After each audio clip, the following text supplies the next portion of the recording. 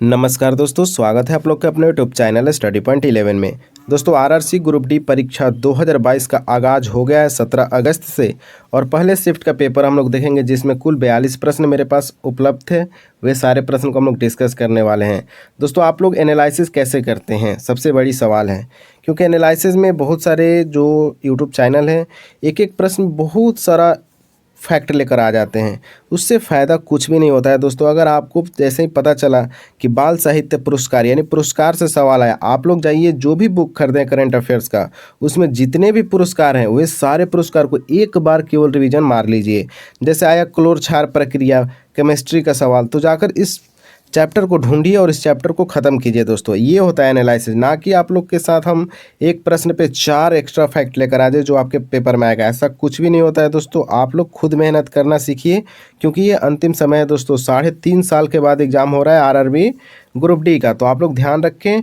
और ऐसे जो वीडियो बनते हैं लगभग 30 मिनट का लोग वीडियो बना लेते हैं, उससे कुछ फ़ायदा होने वाला नहीं। आपको बस प्रश्न देखना है। एनालिसिस का मतलब होता है दोस्तों कि आप प्रश्न का स्तर देखिए, किस टाइप का प्रश्न है। आप यहीं पर रिवीजन करने लगेंगे तो टाइम बहुत ज़्यादा लग जाएगा। तो आप लोग को दिख रहा होगा दोस्तों कि विज्ञान प्रश्न कठिन, आप लोग को थंबनेल पे दिख रहा था।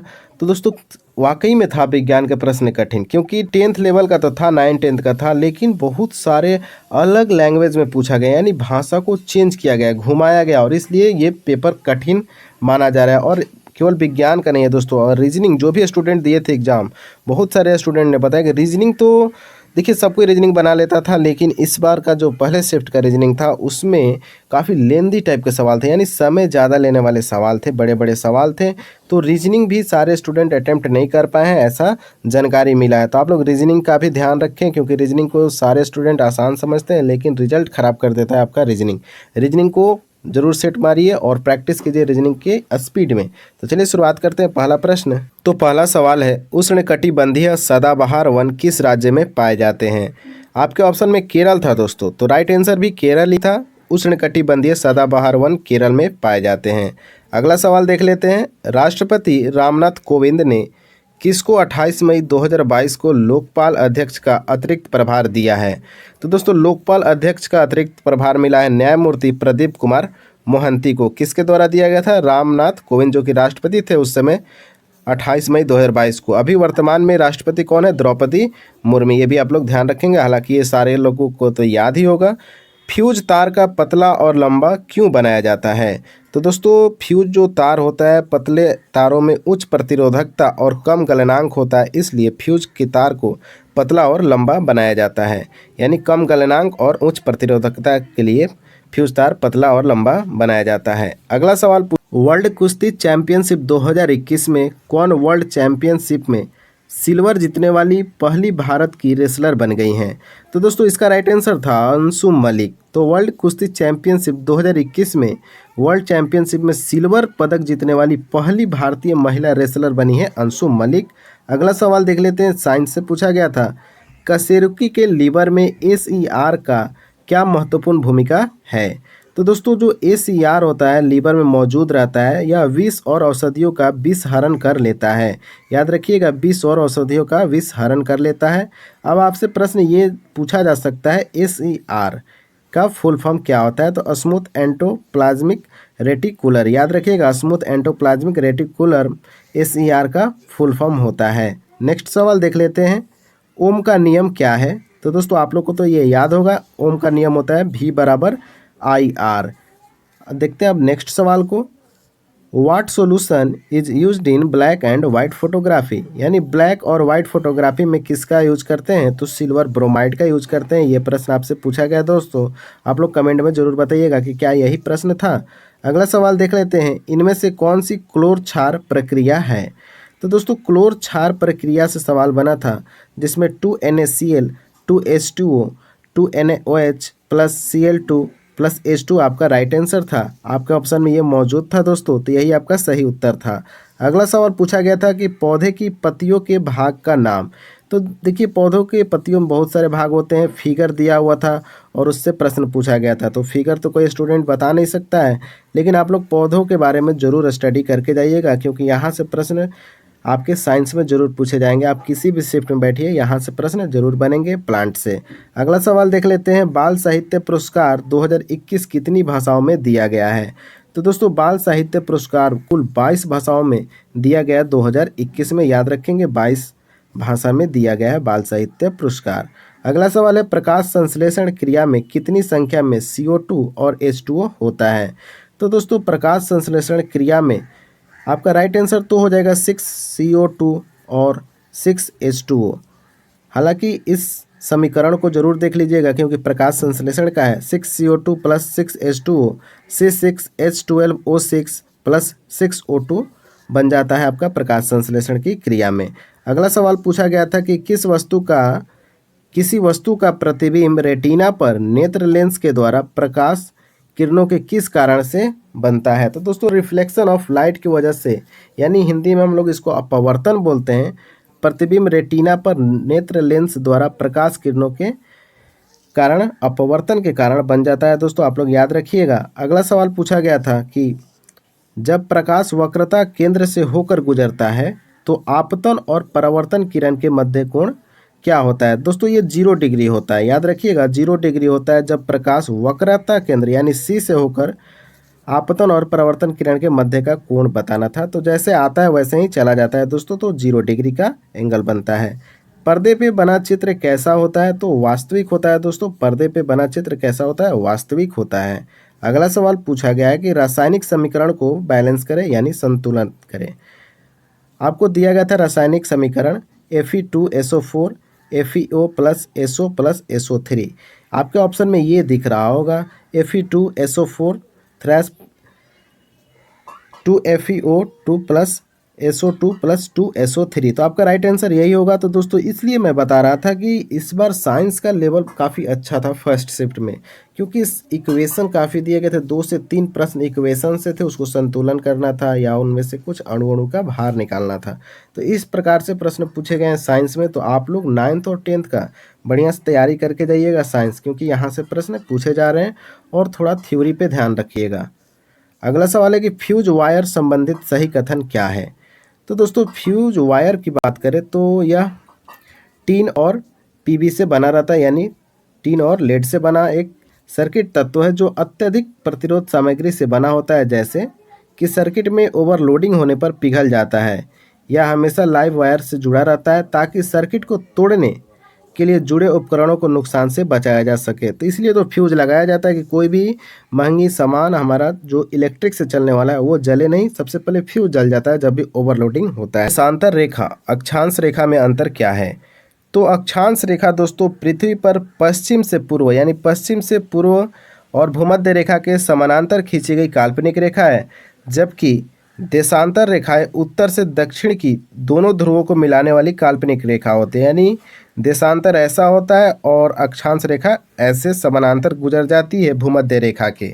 और बात करें दोस्तों कि दो अक्षांश के बीच की दूरी कितनी होती है? 111 किलोमीटर की दूरी होती है। और याद रखिएगा ये काफ़ी इंपॉर्टेंट लाइन है दोस्तों कि 111 किलोमीटर का फासला होता है एक अक्षांश से दूसरे अक्षांश के बीच। हर दो अक्षांश के बीच की दूरी समान होती है और कुल 180 अक्षांश, यानी अक्षांश रेखाएं कितनी हैं? 180 हैं। अगला देखते हैं इसमें देशांतर, यह 1 डिग्री के अंतराल पर होता है। यानी जो देशांतर होता है दोस्तों वो 1 डिग्री के अंतराल पे होता है और संख्या इसका 360 होता है। यानी अक्षांश रेखा कुल 180 है और देशांतर 360 है। आप लोग याद रखेंगे इनकी संख्या। अगला सवाल पूछा गया था कि जिप्सम को जलाने पर कौन सा पदार्थ प्राप्त होता है? तो प्लास्टर ऑफ पेरिस, जिप्सम को जब जलाइएगा तो प्लास्टर ऑफ पेरिस प्राप्त होता है। और प्लास्टर ऑफ पेरिस का सूत्र याद रखिएगा CaSO4 हाफ H2O। अगला सवाल है धुएं में किसके कारण प्रकाश दिखाई देता है? तो धुएं में दोस्तों किसके कारण? तो टिंडल प्रभाव के कारण प्रकाश दिखाई देता है, यानी प्रकिरणन इसका राइट आंसर था। अगला सवाल देख लेते हैं कि एक अवतल दर्पण में वस्तु फोकस और वक्रता केंद्र के बीच रखा गया है, यानी फोकस और वक्रता केंद्र के बीच में रखा गया है, तो उसका प्रतिबिंब कहाँ बनेगा? बात हुआ है अवतल दर्पण का दोस्तों, तो ये C से परे बनेगा। और इसकी आकृति कैसी होगी? तो वास्तविक, उल्टा और बड़ा बनेगा। जब अवतल दर्पण के वस्तु फोकस और वक्रता केंद्र के बीच रखा जाता है तो प्रतिबिंब C से परे, वास्तविक, उल्टा और बड़ा बनता है। अगला सवाल पूछा गया था कि विद्युत मोटर में कुंडली के अर्थ घूर्णन के बाद विद्युत धारा की दिशा उत्क्रमित कौन करता है? तो इसका राइट आंसर है विभक्त वलय, जो कि 9th क्लास का दोस्तों है चैप्टर, आप लोग पढ़ सकते हैं। काफ़ी इंपॉर्टेंट है सवाल दोस्तों, क्योंकि 9th और 10th के सवाल पूछे जा रहे हैं, लेकिन काफ़ी डीप से पूछे जा रहे हैं, तो आप लोग ध्यान रखिएगा। और लैंग्वेज थोड़ा टेढ़ा करके पूछा जा रहा है। अगला सवाल पूछा गया कि 2021 में पूर्ण रूप से DRDO द्वारा निर्मित किस स्वदेशी मिसाइल का परीक्षण किया गया? तो प्रलय मिसाइल का परीक्षण किया गया दोस्तों DRDO के द्वारा 2021 में, जो कि पूर्ण रूप से DRDO के द्वारा बनाया गया है। अगला सवाल पूछा गया कि राष्ट्रीय आय संबंधी आंकड़ा कौन सी संस्था जारी करती है? तो आय संबंधित आंकड़ा दोस्तों CSO जारी करता है। तो भारत में राष्ट्रीय आय गणना का सर्वमान्य प्रमाणित संस्था केंद्रीय सांख्यिकी संगठन CSO है। अगला सवाल पूछा गया कि गर्भ निरोधक का सही मिलान कीजिए। तो दोस्तों गर्भ निरोधक का सही मिलान करना था, तो मिलान करने वाले स्टूडेंट को सवाल याद नहीं रहेंगे दोस्तों, लेकिन उसमें कॉपर टी, कंडोम, ट्यूब, गर्भ निरोधक पिल्स, ये सारे ऑप्शन में थे, तो मिलान करने वाला सवाल मेरे पास अवेलेबल नहीं हो पाया, माफ़ कीजिएगा। अगला सवाल आपसे पूछा गया कि सांस लेने में वायु का आदान प्रदान हेतु फेफड़ों की सहायता कौन सा अंग करता है? यानी सांस लेने में हमारे वायु का आदान प्रदान करने में फेफड़ा की मदद कौन करता है? तो श्वास नलिका करता है दोस्तों, यानी ट्रैकिया करता है हमारे फेफड़ा को मदद वायु का आदान प्रदान करने में। अगला सवाल पूछा गया दोस्तों कि सतबीर सिंह बनाम हरियाणा राज्य दहेज अधिनियम को हाई कोर्ट ने कब निरस्त किया था? तो धारा 304B के मुताबिक अगर शादी के 7 साल के भीतर किसी महिला की जलने, चोट लगने या किसी भी अप्राकृतिक वजह से मृत्यु हुई हो और यह साबित होता है कि मृत्यु से पहले महिला को दहेज के लिए प्रताड़ित किया जा रहा था, तो दहेज मृत्यु का मामला बनेगा। याद रखिएगा, दहेज किसका मामला बन जाएगा? मृत्यु का। अगला सवाल पूछा गया कि एड्स का फुल फॉर्म क्या है? तो एक्वायर्ड इम्यून डिफिशियंसी सिंड्रोम, और इसके साथ याद रखिएगा HIV का फुल फॉर्म तो ह्यूमन इम्यूनोडिफिशियंसी वायरस। तो काफ़ी इंपॉर्टेंट है ये दोनों आप लोग के एग्जाम के लिए। अगला सवाल पूछा गया कि किस प्रक्रिया द्वारा सतह का पानी, वर्षा का पानी या बर्फ पिघलना जमीन में रिस जाता है? याद रखिएगा, रिस जाता है, ऐसा सवाल था। तो इनफिल्ट्रेशन की वजह से दोस्तों सतह का पानी, वर्षा का पानी और बर्फ़ का जो पिघला हुआ पानी है वो ज़मीन के अंदर रिस जाता है इनफिल्ट्रेशन की वजह से। अगला सवाल पूछा गया कि पर्यावरण को स्वच्छ रखने प्रदूषण संकेतक के लिए कौन जिम्मेदार है? तो लाइकेन है दोस्तों, पर्यावरण को स्वच्छ रखने और प्रदूषक संकेतक, ये प्रदूषण को संकेत करता है कौन? लाइकेन। अगला सवाल आपसे पूछा गया कि मांग की लोच की दिशा में किस दिशा में बढ़ती है? तो इकोनॉमिक्स से सवाल था दोस्तों, हालांकि इसका उत्तर मेरे पास अवेलेबल नहीं है। अगर आपके पास उत्तर अवेलेबल है तो आप कमेंट में जाकर थोड़ा कमेंट कर दीजिएगा क्या इसका राइट आंसर होगा।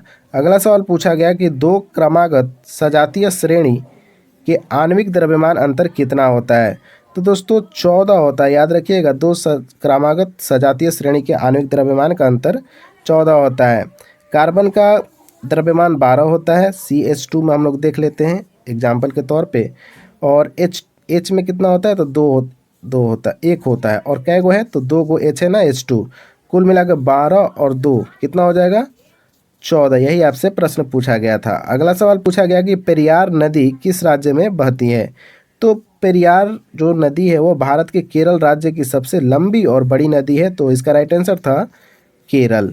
अगला सवाल देख लेते हैं। आवर्त सारणी में लिथियम से फ्लोरीन के तरफ जाने पर प्रभावी नाभिकीय आवेश खाली स्थान है और परमाणु त्रिज्या खाली स्थान है। तो दोस्तों नाभिकीय आवेश, जब भी आप लिथियम से फ्लोरीन की तरफ जाइएगा तो नाभिकीय आवेश दोस्तों वो बढ़ जाता है और परमाणु त्रिज्या घट जाता है, आप लोग याद रखेंगे। और आवर्त सारणी को आप लोग बार बार पढ़िए दोस्तों, क्योंकि 1 से 2 प्रश्न इस चैप्टर से पूछे जाएंगे। चैप्टर भी नहीं है दोस्तों, एक पीरियोडिक टेबल है, इसको बढ़िया से आप लोग रीड कर लीजिए। दाएं से बाएं जाने पे क्या होता है, बाएं से दाएं जाने पे क्या होता है, मेटोलाइट्स कहाँ है, धातु कहाँ रहते हैं, उपधातु कहाँ रहते हैं, ये सारे नॉलेज आपको रहना चाहिए दोस्तों। 3.5 साल से आप तैयारी कर रहे हैं तो इतना तो आपका नॉलेज होना ही चाहिए। अगला सवाल देख लेते हैं। चलो लोकू त्यौहार किस राज्य में मनाया जाता है? तो अरुणाचल प्रदेश में मनाया जाता है। चलो लोकू त्यौहार अरुणाचल प्रदेश आपका राइट आंसर था। अगला सवाल है जैन शब्द जीन शब्द से लिया गया, यानी जो जैन शब्द है दोस्तों ये जीन जो शब्द है उससे लिया गया है। तो जीन का अर्थ बताना था, तो जीन का अर्थ होता है विजेता, विनर। क्या होता है? विजेता, जीन का अर्थ, और इसी जीन पे जैन शब्द का नाम रखा गया है। राजीव गांधी खेल रत्न पुरस्कार को कब मेजर ध्यानचंद खेल रत्न पुरस्कार का नाम रख दिया गया? तो दोस्तों राजीव गांधी खेल रत्न का नाम चेंज करके मेजर ध्यानचंद खेल रत्न रख दिया गया 6 अगस्त 2021 को। याद रखिएगा 6 अगस्त 2021 के दिन राजीव गांधी खेल रत्न का नाम बदला गया और मेजर ध्यानचंद खेल रत्न पुरस्कार रख दिया गया। अगला सवाल पूछा गया था कि प्रथम पंचवर्षीय योजना के समय योजना आयोग के अध्यक्ष कौन थे? तो जवाहरलाल नेहरू, क्योंकि प्रधानमंत्री ही दोस्तों योजना आयोग के अध्यक्ष रहते थे और अभी इसके बदले में क्या आ गया है, नीति आयोग आ गया है और नीति आयोग का अध्यक्ष भी होते हैं प्रधानमंत्री, ये भी आप लोग याद रखेंगे। तो नीति आयोग का वर्तमान में अध्यक्ष हैं नरेंद्र मोदी। अगला सवाल पूछा गया है दोस्तों 1930 में नमक कर से संबंधित आंदोलन कौन सा था? तो वही दांडी मार्च दोस्तों 1930 में महात्मा गांधी जी के द्वारा चलाया गया था नमक कर से संबंधित आंदोलन है दांडी मार्च 1930। अगला सवाल है न्यूलैंड्स के आवर्त सारणी में पहला तत्व और अंतिम तत्व कौन सा है? तो दोस्तों 2 प्रश्न तो पूछ लिए गए ना आवर्त सारणी से, तो आप लोग आवर्त सारणी जरूर पढ़िए दोस्तों, क्योंकि काफ़ी इंपॉर्टेंट है आपके ग्रुप डी एग्जाम के लिए। तो हाइड्रोजन और थोरियम दोस्तों, पहले पे है हाइड्रोजन और अंतिम पे है थोरियम। याद रखिएगा लास्ट में कौन है, थोरियम है। और ये सवाल पूछा जा सकता है कि न्यूलैंड्स के आवर्त सारणी में कुल कितने तत्वों की खोज हुई थी? तो 56 यानी 56 तत्वों की खोज की जा चुकी थी। अगला सवाल पूछा गया है कि वी अनंत नागेश्वर किस स्थान पर मुख्य आर्थिक सलाहकार नियुक्त हुए हैं? यानी किसके स्थान पर दोस्तों मुख्य आर्थिक सलाहकार नियुक्त किए गए हैं वी अनंत नागेश्वर? तो के वी सुब्रमण्यम ने इस्तीफा दिया था दोस्तों, तो उनके जगह पर वी अनंत नागेश्वर मुख्य आर्थिक सलाहकार नियुक्त हुए हैं। करंट अफेयर्स से सवाल था। अगला सवाल है कि निम्न में से कौन सा आपातकाल लगाने के लिए अनुच्छेद नहीं है? तो 358 जो अनुच्छेद है दोस्तों ये आपातकाल लगाने के लिए नहीं है। तो आपातकाल 3 अनुच्छेद है, 352, 356, 360। इसके अलावा जो भी आएगा वो आपातकाल से संबंधित नहीं है। 358 था राइट आंसर इस प्रश्न का। अगला सवाल है कि महिला एवं बाल विकास मंत्रालय ने शिक्षा मंत्रालय और यूनिसेफ के साथ मिलकर 7 मार्च 2022 को कौन सा एक अभूतपूर्व अभियान का शुभारंभ किया था? तो दोस्तों महिला और बाल विकास मंत्रालय ने शिक्षा मंत्रालय और यूनिसेफ के साथ मिलकर 7 मार्च 2022 को कन्या शिक्षा प्रवेश उत्सव अभियान का शुभारंभ किया है, जिसमें जो भी लड़कियां 14 साल के अंदर की है जो पढ़ाई छोड़ चुकी है उनको कनेक्ट करेगा स्टडी से, उनके एजुकेशन पे ध्यान देगा। कन्या शिक्षा प्रवेश उत्सव। तो ये थे हमारे कुल 42 प्रश्न। आप लोग को ये वीडियो कैसा लगा? हेल्पफुल था? और जिस चैप्टर से प्रश्न पूछा जा रहा है आप लोग उस चैप्टर को जाकर अपने कॉपी किताब खोलिए और वहाँ से एनालिसिस कीजिए दोस्तों। एक पूरे चैप्टर को पढ़ जाइए जो चैप्टर से आपके प्रश्न नहीं हो रहे हैं। तो ऐसे एनालिसिस का फ़ायदा होता है। ऐसे हम वीडियो में एक ही प्रश्न पे 6-7 फैक्ट लेकर आ जाएंगे तो वो आपको याद नहीं होगा। अच्छा लगेगा देखने में वीडियो, लेकिन याद नहीं होता है। ये मेरा भी अनुभव है। तो आप लोग कॉपी और किताब से ही पढ़ें जो भी एनालिसिस देख रहे हैं, तो उनके लिए काफ़ी अच्छा होगा आने वाले एग्जाम के लिए। चलिए मिलते हैं नेक्स्ट वीडियो के साथ। तब तक के लिए जय हिंद, जय भारत। और अच्छे से शांति मन से एग्ज़ाम दीजिए और 80+ करने की कोशिश कीजिए, नेगेटिव से बचे। ठीक है, चलिए मिलते हैं नेक्स्ट वीडियो के साथ। जय हिंद, जय भारत।